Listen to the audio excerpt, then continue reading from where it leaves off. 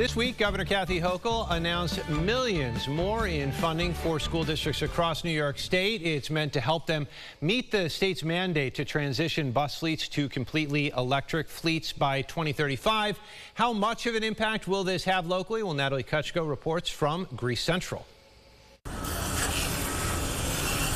$200 million set aside by the governor through the state's Environmental Bond Act is now earmarked for New York school districts and the purchase of electric school buses and related equipment.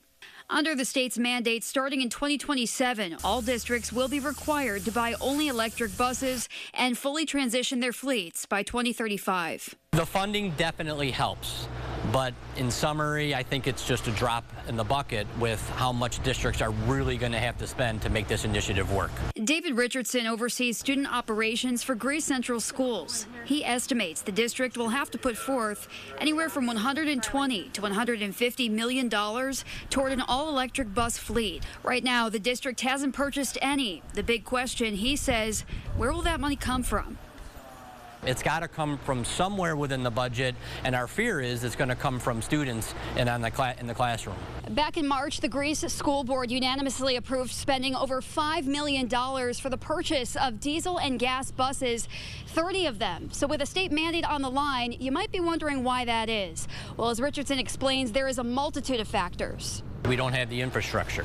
So we're working with our utility provider, and that process has been quite slow. As we continue to work with RG&E to understand our needs, the power needs, where are we going to get that power supply, how is that power going to be routed onto our bus lot and to support our fleet, we can't purchase the buses until that work is done. Recent initiatives like this one will help districts like Greece cover up to 15% of electric chargers, estimated at roughly $65,000 apiece. But the remaining price tag will be up to them. We all know the cost of buses is going to go up, the cost of infrastructure, the cost of labor, the cost of the whole gamut of work is going to increase.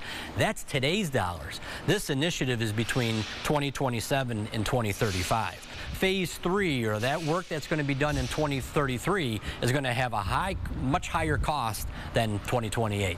A spokesperson for RG&E tells News 8 the company is committed to working with all school districts on the EV mandate and is actively working with Greece Central toward the transition, adding the utility is, quote, continuously upgrading our electric grid to meet growing demand, including that driven by EV adoption.